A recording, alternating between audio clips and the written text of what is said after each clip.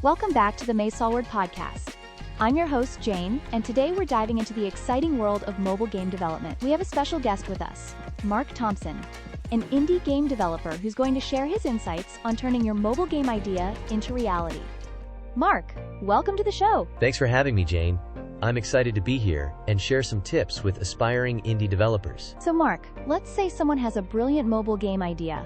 What's the very first step they should take? Market research, without a doubt.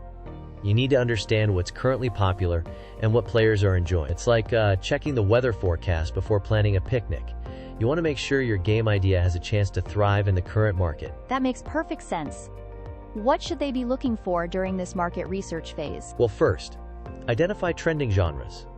Are board games making a comeback? Are casual puzzle games still going strong? Also, analyze revenue streams. For example, in adventure and role-playing games, in-app purchases tend to generate more revenue than ads.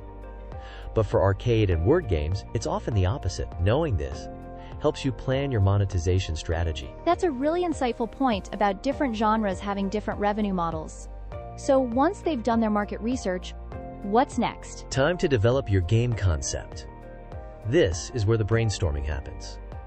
While creativity is key, you also need to think about player engagement. How will you keep players coming back for more?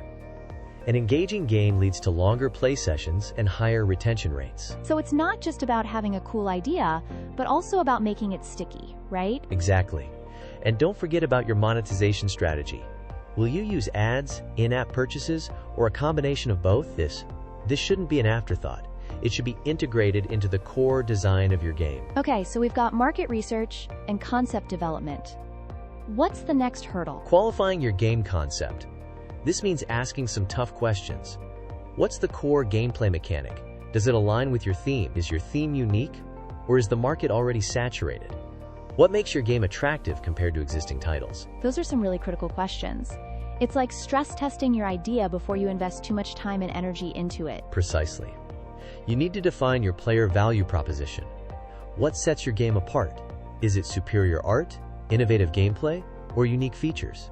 You need to give players a reason to choose your game over the competition. So you've got a great idea, you've qualified it. What's the final step before going all in on development? Validation. This is key to ensuring your concept resonates with players.